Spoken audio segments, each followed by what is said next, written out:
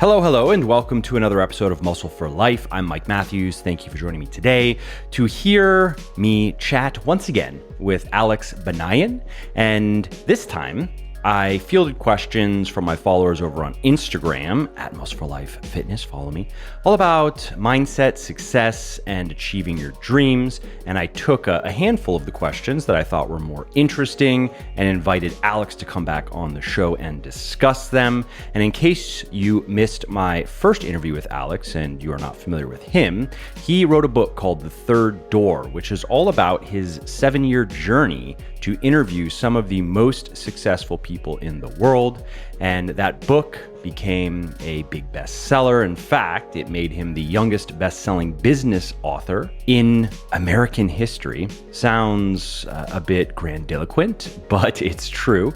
And the book is a bestseller all around the world. And Alex has been named to Forbes' 30 Under 30 list, Business Insider's Most Powerful People Under 30. He's been featured in Fortune, CNBC, Businessweek, The Washington Post, MSNBC, Fox News, and NBC News. And in this discussion, Alex and I talk about how to deal with friends and family who are dismissive and who are negative about your goals and dreams, how to deal with imposter syndrome and why you really shouldn't worry about it, why honesty and integrity matter a lot more than many people think.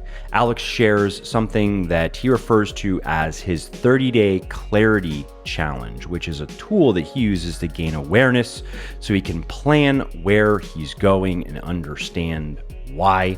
And finally, Alex and I talk about when to quit, when giving up on a goal might be appropriate. Before we get into it, do you want to transform your body, but you just can't seem to break out of the rut? Have you read books and articles, watched videos, listened to podcasts, but still just aren't sure exactly how to put all the pieces together for you? Or maybe you know what to do, but you're still struggling to stay motivated and on track and do the things that you know you should do. Well, if you are nodding your head, I understand. Getting into great shape is pretty straightforward when you know what to do, but it's not easy. It takes time. It takes effort. It takes grit. And that's why I created my VIP one-on-one coaching service. We take people by the hand and we give them everything they need to build their best body ever. We give them a custom diet plan, training plan, supplementation plan. If they want supplements, you don't have to take supplements. We coach them on how to do every exercise correctly. We give them emotional encouragement and support, accountability, and the rest of it. And we are pretty good at it too. We have worked with thousands of men and women of all ages and abilities and lifestyles and helped them build a body they can be proud of. And guess what? We can probably do the same for you. Our service is not for everyone, but if you want to find out if it's for you, if there's a fit, head over to buylegion.com/VIP. That's buylegion.com/VIP and book your free consultation call now. Hey, Alex, welcome back to my podcast. Thanks for taking the time to do this. Thanks for being flexible, giving me an extra 15 minutes to jam my salad down as quickly as I could. I'm excited to see you again, man. It's going to be a lot of fun. Yeah. So for people listening, a little bit of context. So this is the second interview. This is the second discussion, actually, period, that I've had with Alex. I guess you can't count the little offline banter, but and in our first interview, we talked about his book, which you can see if you're watching in the back there, The Third Door, and what that means. And a lot of it is, I guess, to use a term that I don't like, and I wouldn't affix to and duct tape to your forehead, but it's kind of like the hustle mentality. Again, I don't like the term, but it's figuring out how to make things happen, how to think outside the box, how to be resourceful, and how that relates to achieving dreams. And Alex and I had a fun time and had a meeting of minds, so to speak, and I got a lot of good feedback on that. So here we are to do a follow-up. Round two. I love a good round two. Exactly. So for people listening, I wouldn't say that you need to go listen to the first to enjoy this one. But certainly if you like this one, if you just stick to this one, then I would go back and I would recommend the first because I think you'll like that as well. And so for this one, what I did is I put up an Instagram story and said, hey, I'm going to be doing another podcast with Alex about achieving dreams, about what kind of mindset is needed for success. Left it kind of broad and just asked people to give me some questions to give to Alex to hear him talk about, mostly him. I'll be a good interviewer, and I've had to get better over the years, mostly shutting up. And so that's what we're here to do, Alex. Great. I'm excited to do it. And I'm excited your audience got to be part of this and pose their own questions. It'll be a lot of fun. Yeah. And I chose questions too that these are things I've been asked about fairly frequently. So I think they're going to have pretty broad appeal. So why don't we let's start with this one. This is certainly one that it applies to fitness.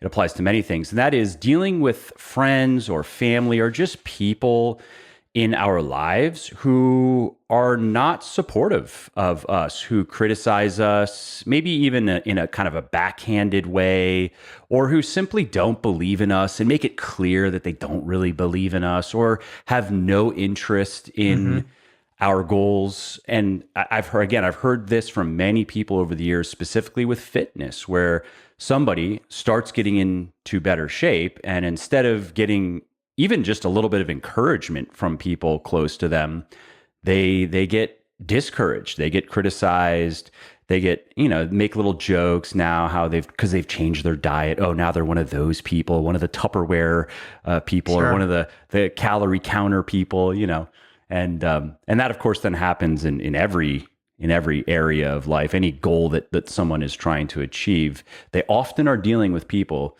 who are either explicitly trying to get in the way or are accidentally getting in the way. Yeah. I'll give you right off the top, first sentence, what the straight up answer is. And then I'll give you the reason why it's so painful and such a big problem, because it's two different things. Right off the bat, just after 10 years of studying the world's most successful people and also going on my own journey as well, the answer here, what do you do when you're dealing with family, friends, coworkers, colleagues, peers who don't support you, for lack of a better word, just shit on your dreams, shit on your goals, fitness goals, personal goals, relationship goals, career goals, financial goals. And I'll tell you what's even worse than them shitting on you, them pretending they're not shitting on you and telling you logically why it won't work. That's even worse. True. It's a lot better. Yeah. That's the third door. That's the insidious. That's the knife in the back. It's a lot better if they just straight up say, well, I hate you and I'm going to shit on you. I just don't like seeing you do well. So right. But instead it doesn't come out like that. Do you know what it comes out like? Listen, I love you.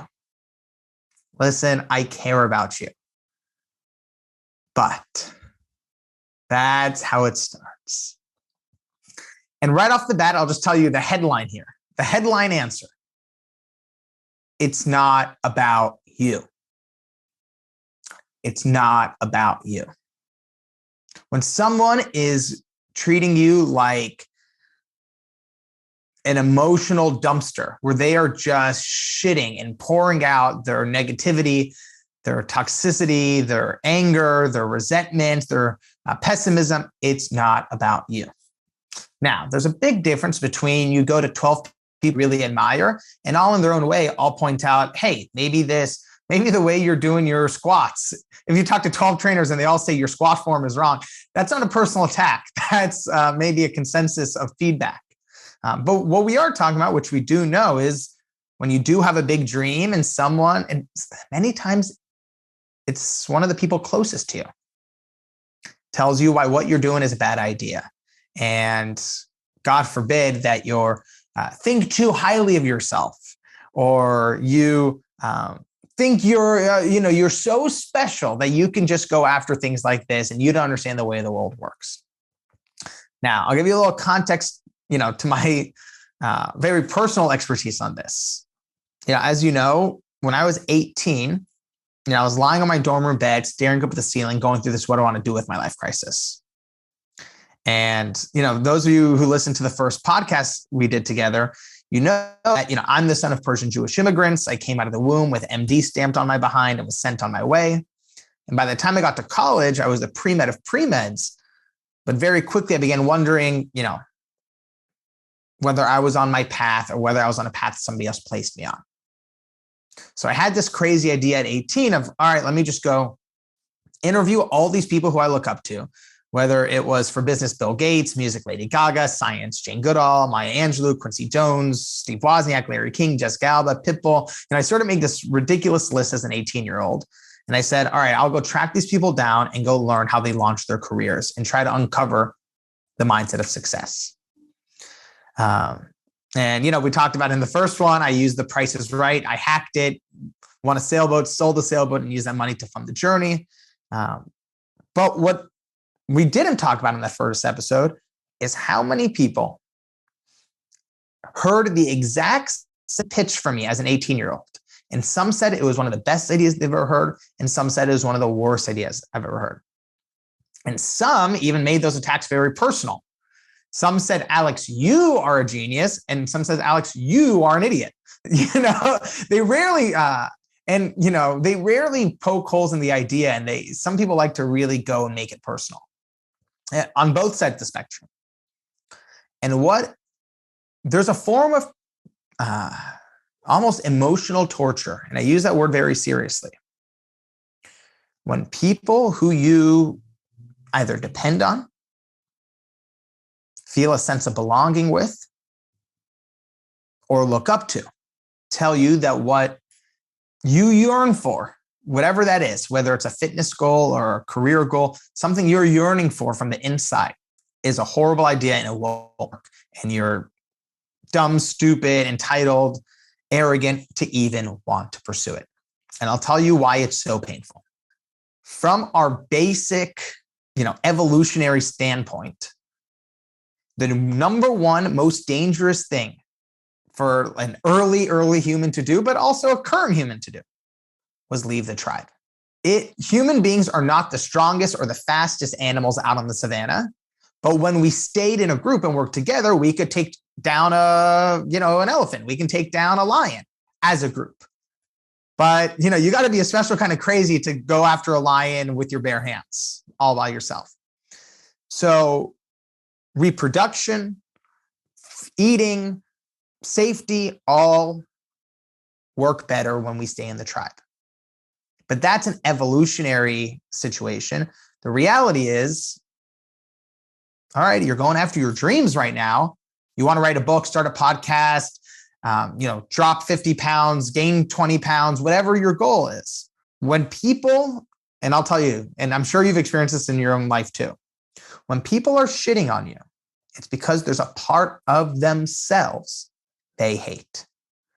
There's a moment, and by the way, they're almost never self-aware of this. They're never going to disclaimer you and say, hey, the reason I'm shitting on you is because I don't like how my body looks. And it makes me feel bad, that you are trying to improve it. Or I actually never followed my dreams. So it hurts me to see you try to do something that I never had the courage to do. Or sometimes it's not even a personal thing. It's just unprocessed fear. I came from immigrant parents. My parents and grandparents came from Iran to America 40 years ago. And I was born here in California. And it was like World War III in my house when I thought about dropping out of school to go write the third door. And it's taken me many years to realize my grandparents literally fled a revolution so I could come here and have a safe, predictable life. So God forbid their, grandson, who they sacrificed everything for, my parents took 2 mortgages on the house to help pay for my school. God forbid that he wants to throw it all away to go, talk to Bill Gates for an hour and write about it in a book. Become a starving artist. Yeah, this is their worst nightmare. They've sacrificed for decades so I could have a safe, predictable life as a doctor and have a family of my own and everything be nice and simple. And of course, that wasn't what my heart yearned for. And when you look at the third door analogy, there's the first door, the main entrance where the line curves around the block, where 99% of people wait around hoping to get in. And then there's a second door, the VIP entrance, where the billionaires and celebrities go through. And for some reason, school and society have this way of making us feel like those are only two ways in. You either wait your turn or you're born into it. But what I learned, and what you've seen many times in your careers, there's always the third door. And it's the door where you jump out of line, run down the alley, bang on the door 100 times, crack open the window, go through the kitchen. There's always a way in. So not only is that, the title and the thesis of the book, it also is the answer to your original question, which is, if you're standing in line for the first door, if you're imagining that visual, and in that line are all your friends, all your coworkers, all your even family members are all in that line for the first door. And let's say, Mike, you are crazy enough to say, do you know what? I believe in myself enough. And maybe I don't even believe in myself enough, but I just want a life of fulfillment. I'm going to leave this line and go run down an alley and cross my fingers and hope it works. The people who are standing in the line that you just, even though it wasn't your time, to sort of ditched. It takes some people with a lot of self-love and a lot of compassion for themselves to see you going after your dream is not an indictment on them. And the people who give a really harsh reaction are people who, God bless them, are struggling inside whether they know it or not. And again, we're not talking about constructive feedback of, hey, Alex, I actually think your book could be better if it was written as a narrative as opposed to a Q&A. No, we're saying you are an entitled piece of shit for thinking you are good enough to go do this. Oh, you think you're such a hot shot. Those kind of responses, which I got, we're talking about those. So that's a really important question because it applies to anyone who's setting off to start something new. And what about people who are just always pessimistic? And maybe they are specific, where you have this strong ad hominem type of reaction. And then I'm just thinking of people I've come across in my travels, and I've had maybe a little bit of that, not much, maybe just because I don't know exactly why. Actually, certainly my personality. I'm not a confrontational person, but I'm not afraid of confrontation. And I just would never let anybody treat me like that's just not me. You know what I mean? Yeah. They're going to get deleted real fast, no matter who they are. I mean, I don't care who it is. Anybody, it could be my mom. If she were to start treating me like that, that's it. I'm not talking to my mom anymore, and that's the end of it. For no good reason, whatever. I mean, add the asterisks, right? And my mom is listening. I didn't pick you specifically. I'm just giving an example of how extremely I feel about that, right? However, no, it's about standing up for your own dignity. I think that's what you're getting at. You protect your own dignity ferociously. But I'm completely open, though, to your point, to constructive criticism. In fact, I seek it out. I mean, one example is since the beginning of me as a fitness guy, right? So I published this book in 2012, and I would read every Amazon review. I still read quite a few. I have some people who help now in sorting things, but I still get that feedback. But I would read every Amazon review. And I actually was more interested in the 1-star reviews. A lot of them were kind of incoherent. There wasn't much value there. But in a lot of the 2- and 3-star reviews, I got a lot of good ideas in how I could improve that book. And now I'm about to release the 4th edition. I've released things that, I didn't think it warranted like a 3rd edition, but it was more than a 2nd edition. So it was like, it would have been a 2.1 or 2.2. So I've done a lot of iterations on the book. And I would say probably at least half of the good ideas came from other people and came from constructive criticism. So I don't take that personally at all. I don't even get upset when people attack me personally. I just, if I can't get any value out of the criticism, I just dismiss it. So what I have dealt with, though, is people who, to use anybody who's familiar with the thinking hats, de Bono, that kind of analogy, right? People who are always wearing their black hat, which is the pointing out holes and thinking of ways that things might not work and potential problems. And it has been very hard for these people to do anything but that. And so if you have these people in your vicinity, And you can't just ignore them completely, or even if you don't want to hear their opinion, you might have to hear their opinion, and it might be couched as constructive criticism. But again, it's just always poking holes. What are your thoughts on that? I can resonate with that a lot. Something I do not often, but when it does get tough, is I try to remember that no one is born that way. I can't imagine what someone goes through in their childhood or in their adulthood, that they look out into our world, which is imperfect and has a lot of issues and is in constant need of repair. But when they see it 100% through a lens of negativity and pessimism, that's someone who's been through stuff that I can't even imagine. And the flip side of that is it gives me a moment of gratitude of, wow, even with all the hard things I've been through, I've had a mom and friends, and I grew up in a safe enough environment where I can naturally be optimistic. So there's gratitude there. So just doing that helps take the edge off for me, because I can get real pissed, just like you. I can get real pissed when I'm sort of surrounded by that. And the hard part is when that person has some form of authority over you. It's your boss, it's your VP, it's your it's your professor, it's someone who, God forbid, actually is choosing how can impact your life. That's really tough. True. Yeah, it's sort of where you sort of make some value judgments of, okay, let's say it's your boss. All right, can the compassion help take the edge off to the point that it's doable? And if not, all right, you think about going somewhere else. You think about either moving to a different team or moving to a different company. Again, it doesn't have to be tomorrow, but over the next 6 months. And you can sort of tell, I'm always a believer that one conversation is never that detrimental to say hey, this has been my experience. I might be totally off or misreading it. Is there something I'm missing? Can you help me better understand? Because what I'm looking for. Maybe this is how I feel makes it a little bit more palatable. I think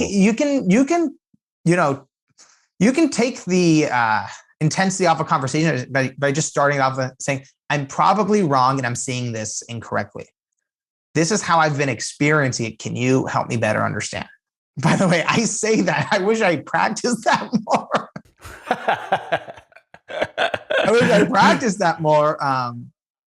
But that is. I'm not even going to pretend like I use. It's a good one. It's good. I don't use it very often. Not that I should. When it comes to relationships, friendships, romantic relationships, family relationships, that is the normal situation, which is what you're feeling is right. The reason you're feeling it is probably wrong. You think your spouse is hiding something from you? No, they might just be really nervous about this deadline at work, and they're so nervous about it and so scared about it, they didn't even bring it up to you, so you don't even know, but you just see their face cringe whenever you walk into the room. You think they're having an affair. Or whenever their phone beeps, they cringe. You think, it's an affair? No, it's actually their Slack telling, their boss hitting them up at 9 p.m. about the deadline. So just even framing it that way helps a lot too.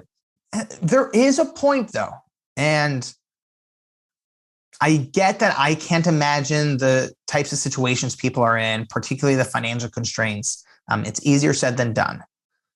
But there is a point when you are an adult, you're in your late 20s, you're in your 30s, you're in your 40s, you're in your 50s, and you just got to say, this isn't the group for me. This isn't the relationship for me. This isn't the line for me. This isn't the tribe for me. If you have to contort yourself to the point where you just have to lie, people please, pretend everything's good just to survive, maybe it's time for you to find another group. And maybe, I totally agree. And maybe a step there in the middle that should just be mentioned is, and this is, I've had this conversation with people, particularly with fitness. There is a point where I think it's appropriate to tell people who are naysaying all the time to ask them politely to stop. basically. And with fitness, again, how it usually manifests is a person's trying to stick to their diet, they're trying to stick to their exercise routine, and then people in their circle are trying to get them to go out and eat food that's not, it's not quote unquote bad to eat, but you're not gonna, Right. you can't have you're both, no right? fun. That kind of You stuff. take things too seriously. Oh, Shut you're the eating fuck another up, salad. Exactly. Yeah. Oh, you're going to the Come gym on, again. it's the Super Bowl. You've already worked out 3 times this week. You don't have to go today. And yeah, or what we always used to do this, all that kind of stuff. And what ends up happening when you're on the receiving end, like I am on that, and it sounds like you are like that, and people who do go after goals are on the receiving end. There can be because you want to be not confrontational and nice, you bottle it up, and in your head, you just tell them to fuck off in your head, but out loud, you say, oh, it's all good, and you just give a fake smile. And then the 10th time, the 11th time, the 13th time they say it, you just go ape shit. And you actually just sabotage the relationship. So you do have a side of the street where I saw a great, meme once that said, getting mad at a friend for not treating you the way you want is like getting mad at a waiter for not giving you the food you never ordered. We have this, especially with the people close to us, best friends, significant others. We have this inner child that wants them to read our minds the way a mother could read our minds when we were infants, saying, oh, Alex wants food, Alex needs his diaper changed. There's this like craving that, oh, if you love me enough, you'll know exactly what I need without me having to say it. And then when those needs aren't met, because congratulations, we're human beings and we can't read minds, resentment comes. And then resentment piles up. And then there's a blow up. So having compassion for yourself and saying, wow, my needs aren't met, but I actually am an adult and I have the abilities, I have the skills to say, hey, the way you sort of laughed at me when I told you my progress on my diet, I'm sure you maybe meant it as a joke, but this is a sensitive topic for me because it's really vulnerable. I know I sort of sound like a little wimp right now asking, but can you like not laugh? Because I actually need support. And you'll find out the quality of your friend right there. You'll find out if they say, you're acting like a little bitch. Yeah. All right. That's, you've learned something. You learned something. Sure. And, most people go, oh, dude, I literally had no idea. I thought it was being funny. I thought you thought it was funny. Easy. Done. I won't do it again. And there are people out there who are, what's the word? I'm sure there's some technical term for this. And I'm particularly sensitive to these types because I've dealt with them enough and I know how destructive they can be. And they are the people who, like you had mentioned earlier on, they're always going to say that the advice they're about to give you is because they love you and it's in their in your best interest. That is the most painful. And they would be the one to make a joke about your diet, and then you would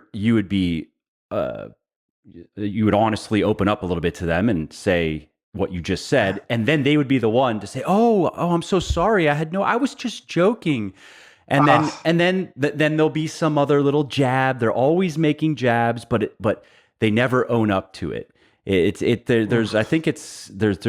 like a maybe what underlies it is some sort of fear, but there's just that type of person.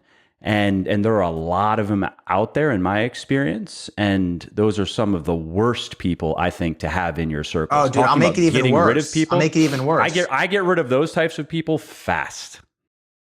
Yeah. They'll say you're being too sensitive. Yep. Toughen up. It's not a big or deal. lighten up. Why do you take everything so seriously? Mm-hmm. Like maybe you should go to therapy because you're so sensitive. Like it's just a joke. And then you go, I really just don't want to do it. I just want to create that boundary. And they go, listen, man, you're being too sensitive. And all of our friends agree with it. They love to like loop in. They love to loop in other. Look, I don't want to go into details, but everyone agrees with it. And I've actually I think it's going to affect your relationship and your work too if you don't stop being so sensitive. She's like, shut the fuck up, you know? Yeah. They know, a lot of people have an instinct. And again, I don't want this to be a people bashing party, although it feels good a little right now.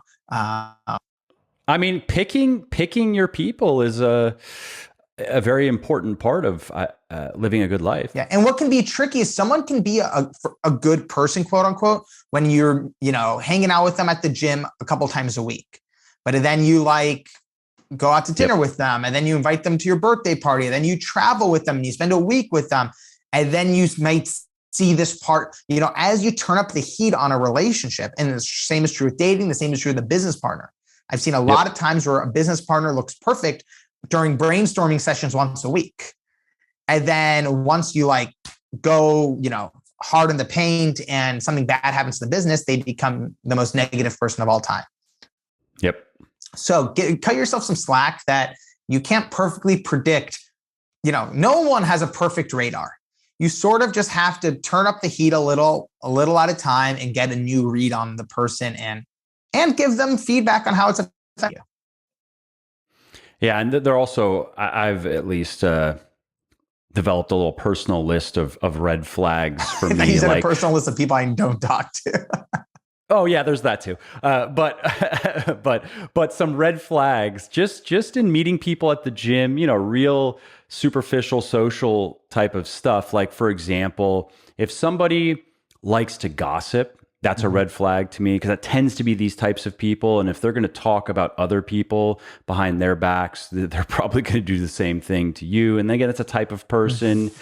If they freely admit to, or even if I find out about obvious dishonesties, like, for example, if they cheat on their girlfriend or boyfriend or wife or husband, an easy one, or if they show open interest. So there's a guy in the gym. He's a nice enough guy. I like chatting with him, but red flag to me is he's married and he's very interested in other women. And he jokes about, I don't know what he does in his private life. He says that he's not having an affair, but he's very interested in some of these other girls in the gym and talking about what he would do to them. And that, that kind of stuff, that's red flag stuff to me. Yeah. It's tricky and it's difficult. And, integrity has this way of, it's very rare that someone, cheats on their spouse and runs their business with perfect integrity. It's possible, but it's very rare. There actually was this study a long time ago of business executives that showed the first sign that a business was about to collapse is the CEO had an affair. And that was one of the highest correlations to the business in the next 5 to 10 years would collapse somehow. Interesting. I know that there were just a quick little, you might have heard this story. Oh, what were their names? I think it was Feshback. They made a bunch of money. They were big in the stock market world. I think it was short selling. It was some time ago, right? There was a time when they might have even been on Forbes cover or something. But I know one of their things was exactly this. They would look into who the people at the top of the businesses were. And I don't think they did anything illegal, at least that I know of, but almost like private investigation type stuff to find out what these people were up to behind the scenes. And if I'm remembering correctly, this is one of the things they would look for. They would look for executives who are having affairs and just doing other things that would indicate that they are also trying to cut corners in their business. And they would help. They made a lot of money. They made a lot of money shorting companies based on that, plus other criteria. But I know that was one of them. Yeah, and again, there's a huge difference. And again, I'm not married, so I don't know what it's like to be in that kind of pressure cooker at times. But there's a big difference between really thoughtfully through marriage counseling, deciding to end the marriage, and then you start dating someone else. Again, I'm not saying, monogamy is the only thing, but what we are talking about, I think, is having the courage to do right by others and to stay true to your word, even when it's painful, because, the stakes are high in a marriage. And if you can't do it there, it's a lot easier to cheat in a business. It's a lot easier to take some tax write-offs when you're the boss and no one's looking over your shoulder. So, in a marriage, something over your shoulder every day.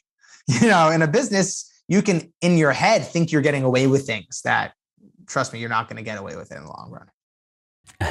Especially if you're cheating on your taxes. You never win with the IRS. They eventually get their money. No, if you're successful enough, they're going to come and double check. Exactly. And these days, you only have to be moderately successful to get double checked. So, that's an area of another. Yeah, but I think this is a really important, explicitly no-go for me personally. Yeah, I just think this is a super important topic that I appreciate that you agree with, which is that the quality of your character is not just determining whether religiously you go to heaven or not.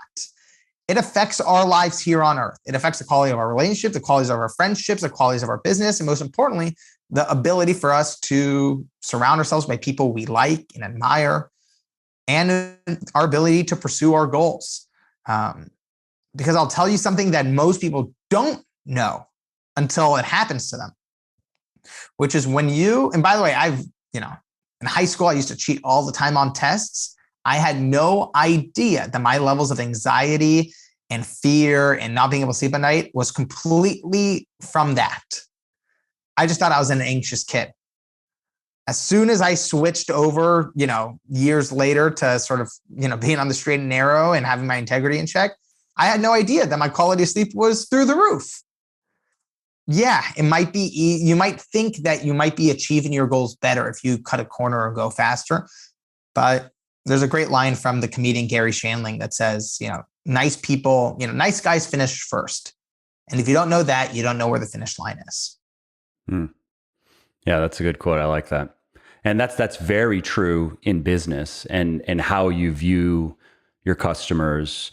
Do you view them simply as people to extract money from, or do you view them as Jay Abraham would say, as clients, as people to protect, people to serve, people to help, not just buy things, but why are they buying these things, right? A person doesn't just buy a drill, they buy holes, even if it's that simple. Even if you're just selling drills, ultimately they're buying it for more than the reason to just have a cool drill.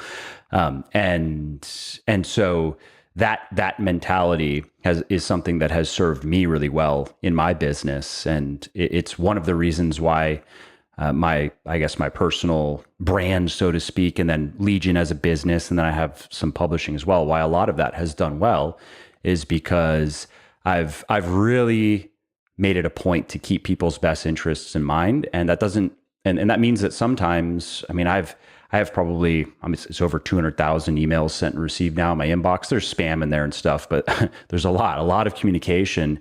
And since the beginning, I always just had a point of, because I myself had interacted with some different fitness professionals, simple questions, and I didn't get good answers, or I was told to just basically buy something, like buy some of their time or sign up for their coaching. And so that was something that in the beginning, I was like, I'm going to just answer people's questions. I'm not going to ask them to do anything. Actually, I'm just going to answer their questions. That alone has generated, and I've kept that in, and that's part of the ethos, I guess you could say, of like customer experience with Legion, is if people all of our people on our customer service team, they're all certified personal trainers. And if we make it clear that anyone really, but if our customers want to reach out to us with any questions, diet, exercise, supplementation, we'll give you good answers. We'll be able to point you probably to articles and podcasts that can give you even more information if you want that. And we're not just going to try to sell you stuff. Right. And that alone has generated so much goodwill, because unfortunately it's not the norm. I think there's a growing movement of that mentality in business, but it's still not the norm. Yeah, I agree completely. Hey there, if you are hearing this, you are still listening, which is awesome. Thank you. And if you are enjoying this podcast, or if you just like my podcast in general and you are getting at least something out of it, would you mind sharing it with a friend or a loved one or a not so loved one even, who might want to learn something new? Word of mouth helps really bigly in growing the show, so if you think of someone who might like this episode or another one, please do tell them about it. Let's talk about imposter syndrome. Okay. Something I just get, people would ask me just, do you deal with imposter syndrome? How do you deal with imposter syndrome? I was just talking about this yesterday with someone where I won't mention the name of the person, but they said like a very big, self-help author was asked about imposter syndrome. And the person was telling me they were listening to this interview. And the author was like, imposter syndrome, bullshit. Cut it out of your life. Focus on providing value and it'll go away. And I just wanted to like roll my eyes and be like, if it's bullshit, why do 80% of the people I talk to feel it? So it's not bullshit. It's clearly, just like anxiety isn't bullshit. If you're feeling it, it's something you're feeling. It's part of your reality. And it's like telling somebody who's depressed to cheer up. Come on, guy, just cheer up. There's a great Jerry Seinfeld joke where the sun is shiny. Come on. Jerry Seinfeld said if he was a psychologist or a psychiatrist and someone like came to a session with him, it would take about 30 seconds. They would sit down and he would just look at them and say, snap out of it. Next. And I think there's a lot of self-help authors who sort of take that approach literally. They go, it's bullshit. They go, well, that's the thesis of my next book. Right. Let me just spin this out into Snap out of 50,000 it. words. Work harder, hustle harder. Come on. It's bullshit. Who cares? Work harder. And yeah, those things sort of work on social media if you push it hard enough. And some people seem to be wired like that. And that's another thing to give some compassion to, those, I said 80% of the people I meet deal with a lot of anxiety, deal with imposter syndrome. There's some people who are just different. I'm not like that, but there's some people who like to wake up and do an ice bath at 5 a.m. and, just bulldoze. Scream at themselves in the mirror. Yeah, I'm not that guy. I'm a jacuzzi, take a nap in the middle of the day, terrified to go up and talk to this person kind of guy. Now, what I'll say about imposter syndrome, if you're listening to this and you feel it, whether at work or even in your relationships, wherever it shows up, the key to the imposter syndrome is understanding that the name imposter syndrome is actually doing you an injustice because it's describing a real sensation, but it's labeled incorrectly. It's not imposter syndrome. You're not an imposter. If you got this promotion and you feel overwhelmed, it's not that you're having imposter syndrome. The feeling you're feeling is your fear of not being enough. And once you realize that fear is within every single human being, and I mean it, every single human being deals with that fear of, am I not enough? Am I not worthy enough? Am I not capable enough? It takes the edge off and it provides some relief. And then you can, if you really want to spend time with your imposter syndrome, you can ask it questions. You can ask it, where has this feeling of not being enough come from? Oh, maybe it's come from, like we talked about earlier in this podcast, the fucking 50 people I grew up with who told me I would amount to nothing. Oh shit, I just got a promotion. All of a sudden their voices are coming back from the grave. Even though I haven't seen them in 10 years, all of the bullies in high school who told me I was a dweeb, are echoing in my head. What I've realized is that we get all these implicit messages from our society, from our families, from our friend groups. And then we, enter the workforce as adults and we just assume that we're a blank slate, but we're not. We carry all of these messages from our childhoods, from our adolescence, right with us without knowing. So the reason imposter syndrome is so prevalent is sadly, because what we were talking about earlier, people with negativity, people who shit on you, is also very prevalent. And if you can have some compassion for yourself and say, okay, the reason I'm feeling this is number one, I'm doing something new. I'm actually growing. Because if you weren't growing, you wouldn't have it. If you were just filling a salt shaker every day at work, you wouldn't have imposter syndrome. You would have boredom syndrome, right? You're actually growing. You're doing something new. And there's still parts of whether it's your childhood or your adolescence or even your current day that are weighing you down. Either because you haven't really processed those, and therapy is really helpful. Support groups are really helpful for that. Journaling is really helpful for that. But just having some understanding that what you're going through is normal, and it's not a defect. It's not a syndrome. It's a natural part of the human experience that when you do grow, part of you that wonders, maybe I'm not cut out for this. People have imposter syndrome the day of their wedding. Am I capable? I've actually heard a lot of this. I've had a lot of friends who have had newborns, and imposter syndrome comes in that first week. I have a lot of friends who've gotten, their firstborn kid and saying, "I can't believe they let me leave the hospital with a human being. If I drop it, I can't even take care of myself." And right. And it's so normal. And what's funny is that's the normalized. Imposter syndrome as a parent in our society is normal, and people laugh about it, and it's not a big deal. But all of a sudden, when it comes up at work or in our careers, we take it as a sign that maybe we actually aren't cut out for it. But the truth is, and when I interviewed Maya Angelou, the renowned poet for The Third Door, one thing she said is, trust yourself. Trust yourself that every person who you admire, every artist, every author, every podcaster, every entrepreneur, everyone you have admired at one point or at many points in their career felt the exact same feeling you're feeling.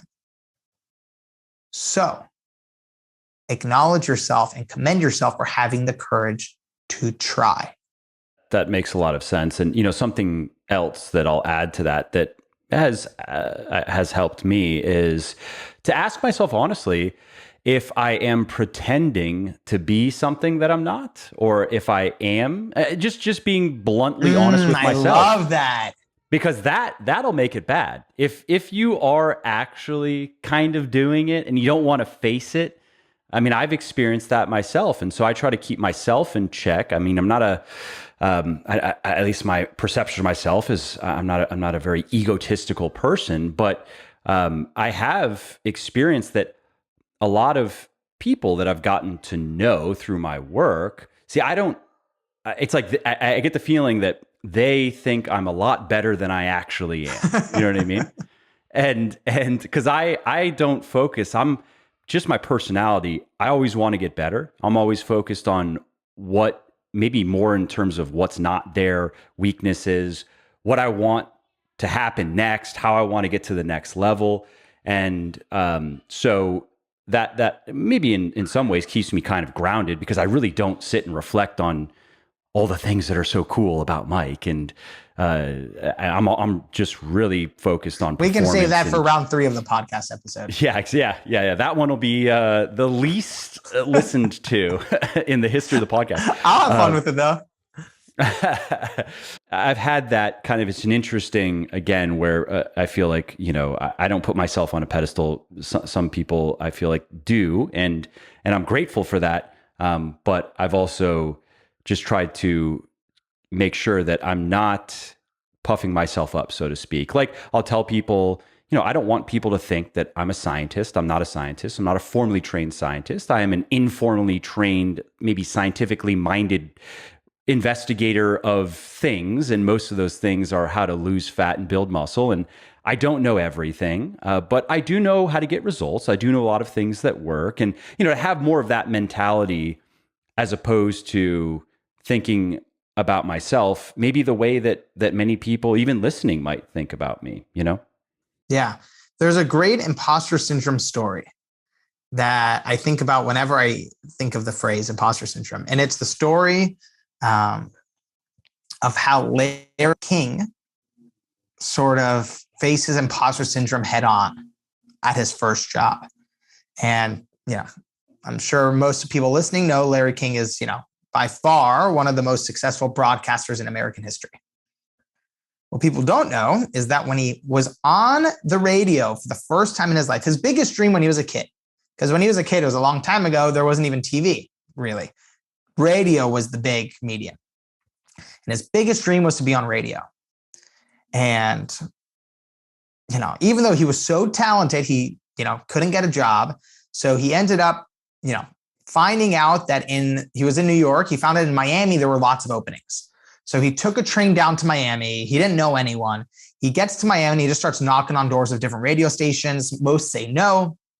One of them says that they might have an opening in a few weeks, but they're not sure. And later says, I'll sweep your floors. Let me be in the building. And if there's an opening, let me know. But if not, I'll just continue sweeping the floors. Like, this is Larry King, the greatest broadcaster in American history, starting out sweeping floors, right? And might as well be Michael Jordan starting out sweeping floors. Right? So sure enough, about 3 weeks in, one of the producers says, Larry, our radio host just quit and isn't coming back on Monday. It was a Friday. You're starting Monday morning. Larry has zero experience, but this is his biggest dream. So sure enough, Monday morning comes around and Larry sits in the chair behind the radio booth, and it's like a swivel chair. And he's like, the chair is like, he keeps spinning in the chair. He's so nervous. And Larry was born to the name Larry Zeiger. That was his birth name. And the producer said, what's your radio name? And he said, Larry Zeiger. And he said, no, that's not a radio name. Give us a radio name. And Larry was looking at a newspaper that said King's Wine and Liquor Sale. It was an advertisement. And he goes, King. And the guy goes, Larry King? Yeah, that sounds like a radio name. Go ahead. And he goes, ladies and gentlemen, our new host, Larry King. And Larry freezes. On a scale of 1 to 10, his imposter syndrome is at a 12. Yeah. He is completely paralyzed. And the producer is like looking at him, just fucking wanting to yell, like, say something. It's radio. Communicate. And Larry is just sputtering. And all of a sudden, the producer is about to strangle him. And Larry just leans into the microphone and says, ladies and gentlemen, I just need to apologize. Today is my first day on radio, and I am terrified. Please bear with me as I learn how to do this. And all of a sudden, all of the phone dials start, because that was back when people would call into radio stations. And the entire, listenership said, we've never loved a guy so much right off the bat. And the reason I love that story is so many of us, myself included, when we feel this imposter syndrome, whether it's at work, at the gym, in a relationship, have an instinct to cover it up. I know I do a lot. God forbid someone finds out that I feel I'm not cut out for this. But what that story showed is that Larry, he didn't even have time to think through it. It was sort of like this last-ditch effort before his entire career was over. He was literally trying to save his job at this point that he just got. Yes, exactly. He was about to have a 30-second career as a broadcaster. He just sort of did this last-ditch effort, which was telling the truth. And again, whether it's at your job, in your relationship, in your fitness community, telling the truth about what you're struggling with has a way of making others feel connected to you. It's disarming because no one hates someone who admits they're in a vulnerable position. No one wants to beat up on someone who's already suffering. And if you can tell the truth, not in a place of a victim mentality, but in a place of just I'm trying my best and I'm struggling here. People want to help. And people want to cheer you on. Great story and great point. I think that is. So I've written and spoken a little bit about I think we spoke about this in the first interview, the kind of fake vulnerability, where it's insincere and it's almost just a marketing ploy. But this point of acknowledging that we all have challenges. Some of our challenges, we share challenges. Some challenges we don't share. But it is comforting to know that we all have our things. We all have our challenges. And I don't know why that is. I've thought about that. It's kind of a strange human quirk. Why is that comforting? I think about it for myself. It's not, I genuinely like to see other people do well. I like to see, the only people I don't like to see do well are people I genuinely dislike. I'll be honest about that. I don't feel envy per se. I'm not a very envious kind of person. But if I really don't like somebody, I'm not going to say I'm happy that they're doing well. I might not care. But generally speaking, I like to see people do well. And so why is it comforting to know that Larry King, like when I hear that story, it just makes me feel good. But it's not because I wanted, it doesn't make me feel good because Larry had a hard time. That makes me feel good, or, it just makes me feel better about myself because I'm so insecure. I think the psychology is interesting. I think it's humanizing. Yeah. And well, why does that matter? Maybe it's just that point of connection. We have to, you can't because I think we all struggle more than we like to admit. Yeah. One of the things that I've been surprised by is that when people read The Third Door, one of the first things they say when they're, telling me about the book, they say, it's funny to say it aloud, but they said it felt so good to see how honest you were about how many times you were rejected, how much you struggled to make this happen. And while that wasn't my intention, I wasn't trying to, win affection. I will show the truth about what it takes to achieve a dream.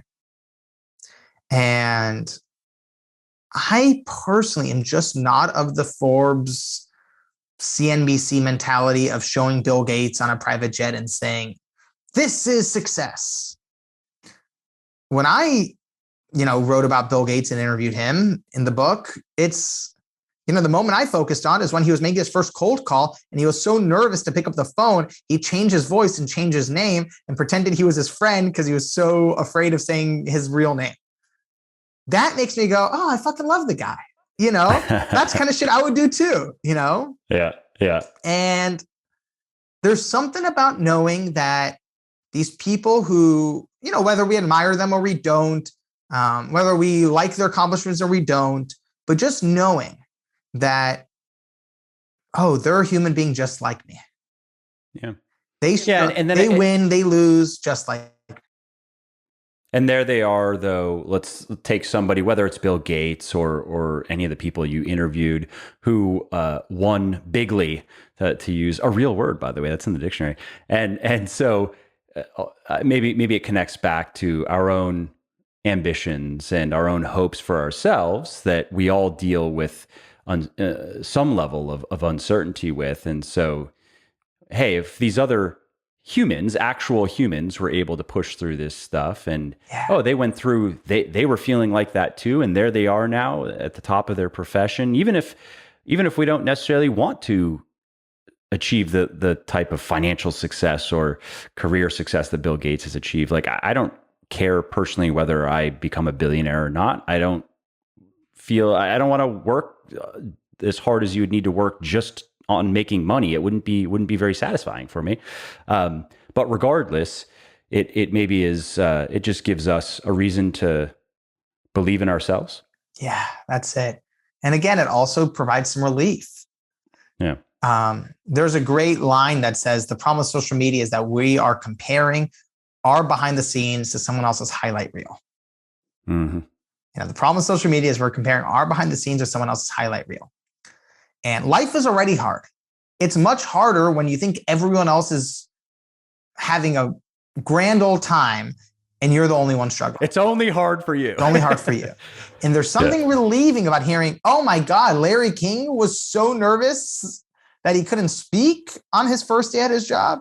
Oh my God, Bill Gates was so terrified of making a cold call that he had to change his name and change his voice on his first cold call. Oh, I'm not as fucked up as I thought I was. Yeah. And it's possible for me too. If they were able to, overcome things, there's something so powerful about hearing a story of someone who, was in jail 30 times with addictions and lost all their friends and lost all their family and, was able to turn their life around and has a loving family and a wonderful business and a wonderful career and wonderful health. It makes you go, wow, my core belief is that you can give someone all the best tools and tactics in the world and they can still feel stuck. But if you change what someone believes is possible, they'll never be the same. And that's what these stories do. What about quitting? What about giving up on a goal? Because sometimes that is the appropriate action, even if it's to stop pursuing the goal as it is formulated and reformulate a similar goal, or to pursue something else altogether. Yeah, I'm in a weird way. Even though I wrote a book about persistence and perseverance, I'm a weird advocate when it comes to healthy quitting. Because there's two sides of achieving a goal. One is the dogged pursuit of your dream. The other is all the things you had to quit in order to achieve it. On my way. I just tweeted about this really? Morning. Exactly this point. Something to consider is all the stuff you're going to have to give up when you decide to do one thing. Yeah, it wasn't my desire, but I had to quit school to focus on the book. I had to quit being a pre-med.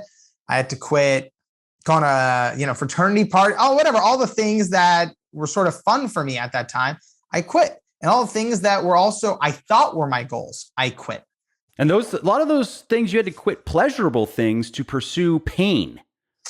Yeah, it was not always fun.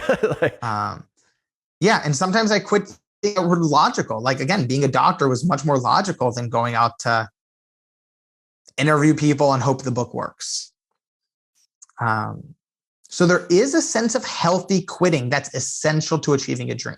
And we've talked about in this podcast a lot about healthy quitting with relationships. Now, the flip side again, too, though, is the magic of not giving up. and that's right. When you're on your deathbed, you remember the moments where you were hanging on by a string and you kept it going.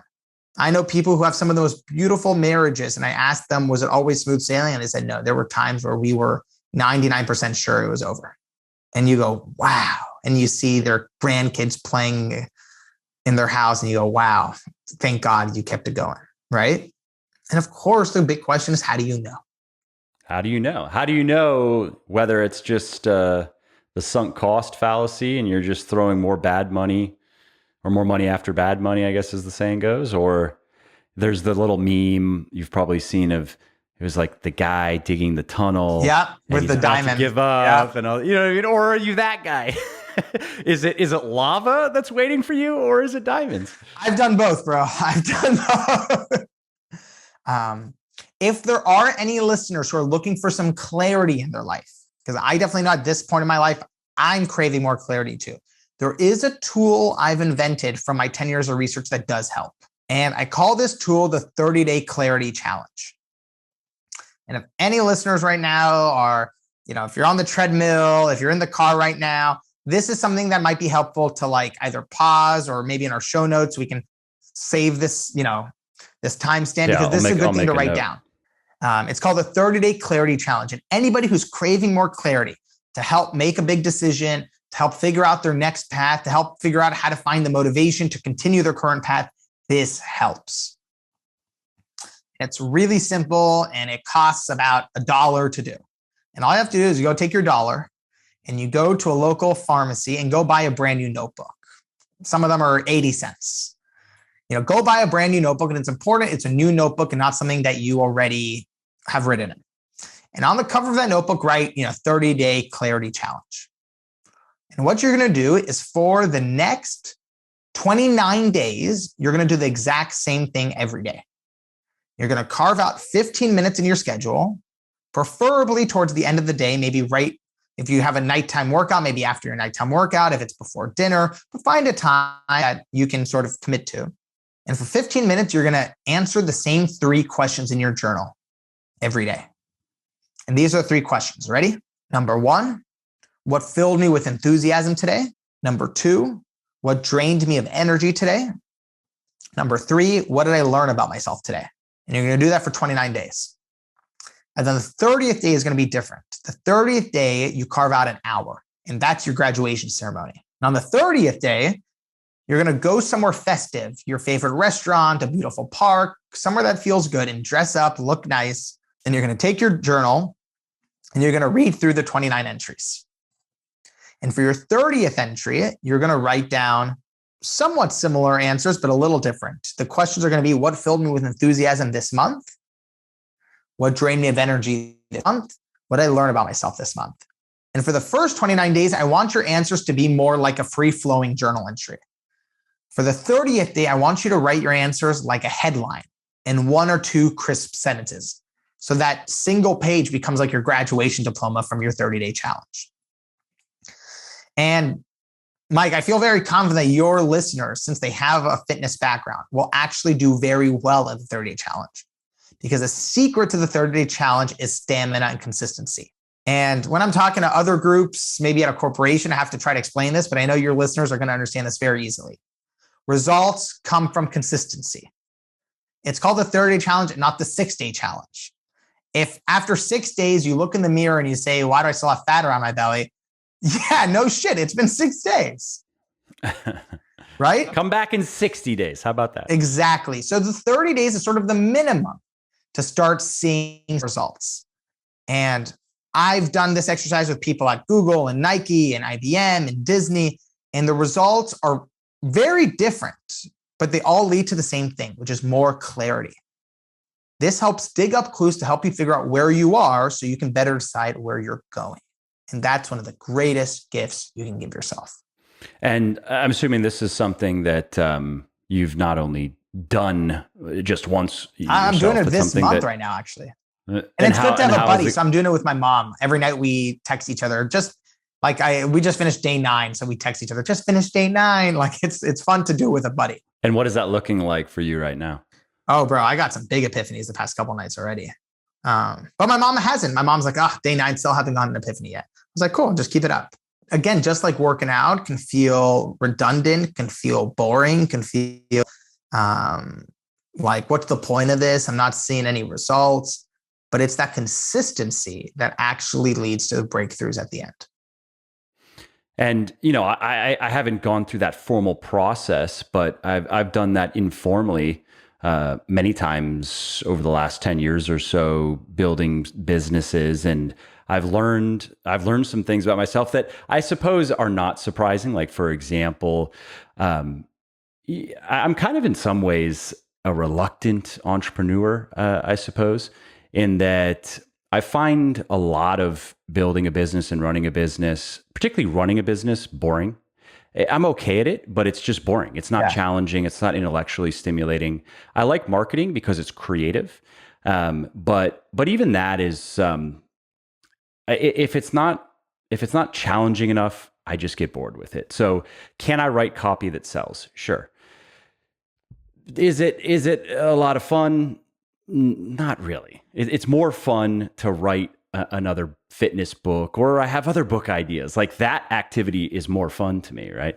And so, and this is something I've been paying more attention to recently, is this point of, all right, well, I'm at a point now where there's about 55 of us, and I have a lot of great people working with me, and things are going quite well.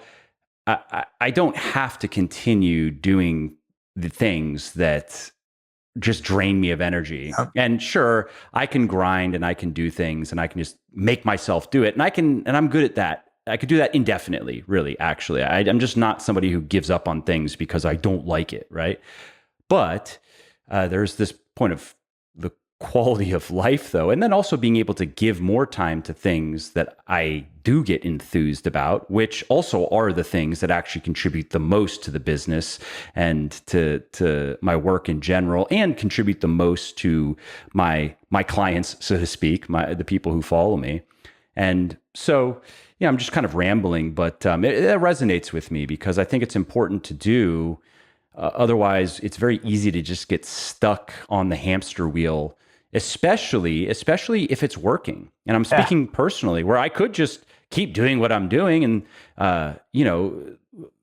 just take Legion. Is January's up almost 70% over last January. So sure, I could just say, just don't fuck it up, Mike. How about that? Just keep going. Who cares whether you like doing half of the things that you do or not? Just do them anyway. And there's an argument for that, but I think you can make a better argument for being more reflective and it's really just taking that extra time to reflect, and then the extra effort to set things up better so I can do as little, spend as little time on things that just drain me and as much time as I can on things that make me feel more alive. Yeah, the recipe I've learned is that clarity leads to awareness, awareness leads to growth.